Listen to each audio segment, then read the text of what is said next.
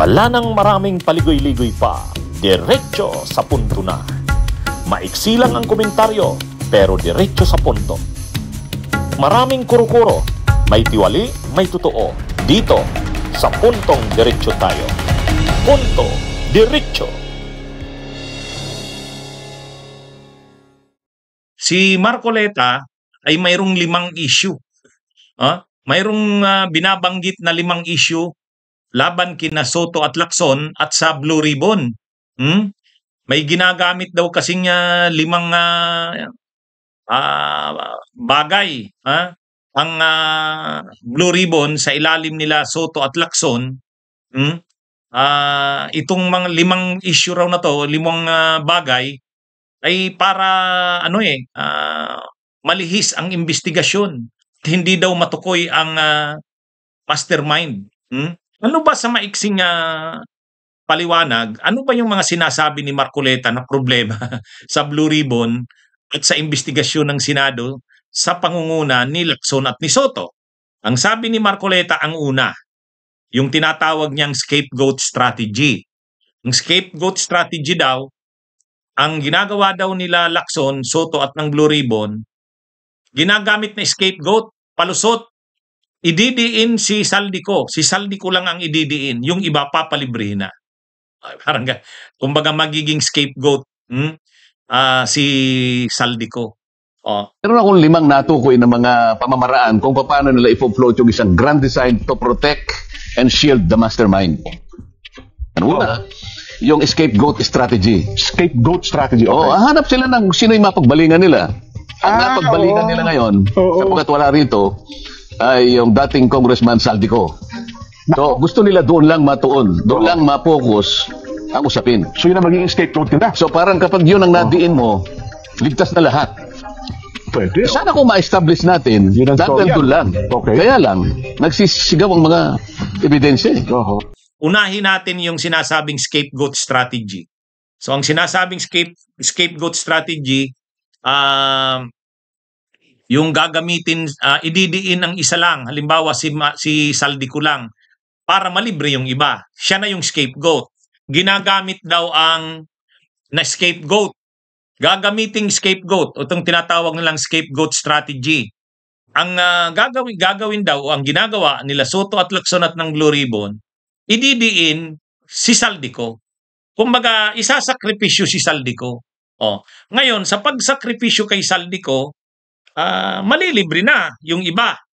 Kumbaga, ano na yan, Saldico lang ang mapapanagot niya. Kaya kung makikita daw ngayon, parang linalaglag si Saldico.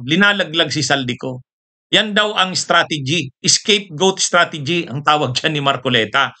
Ngayon, lahat ng sisi kay Saldico na.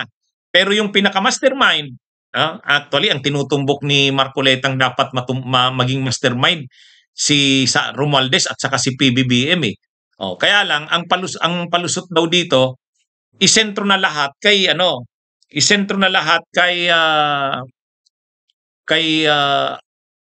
Saldico.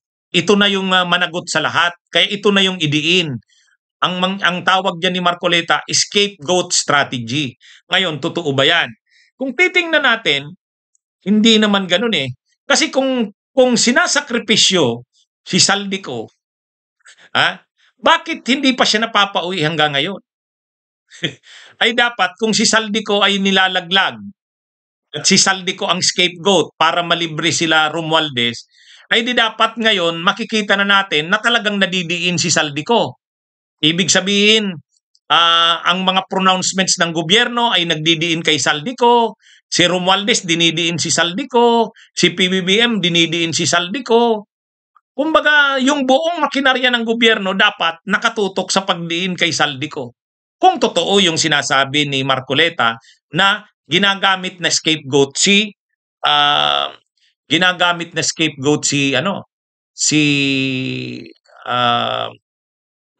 Saldico. Pero kung makikita natin ngayon, parang hindi.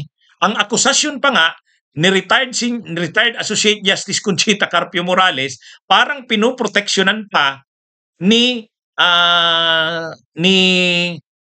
Romualdez si Saldico.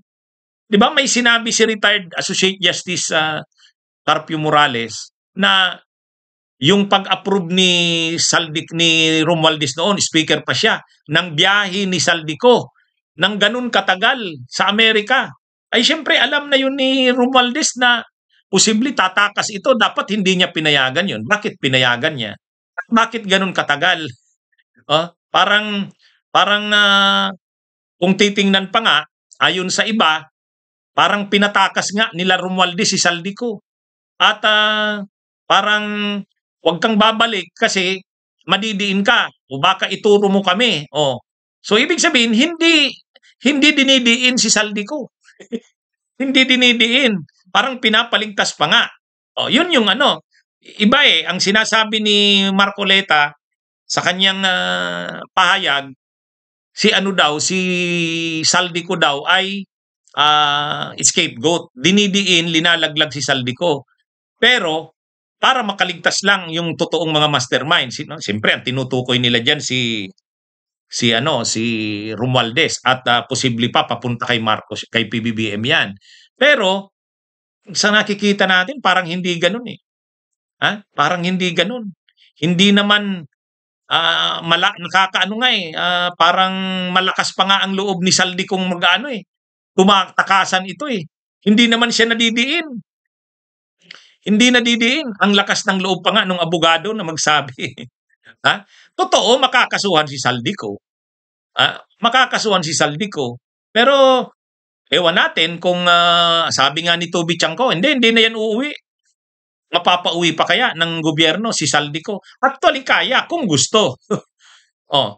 Makikita natin to. Tingnan nyo yung pagkakaiba kay Arnie Tevez. Si Arnie Tevez talagang hindi kinampihan ng gobyerno. Si Arnie Tevez talagang ginamit noon ang lahat ng kapangyarihan ng gobyerno para mapauwi si Tevez. Kay Saldico, hindi. Hindi. Masyadong maluwag ang kay Saldico. So, paano ngayon sinasabi ni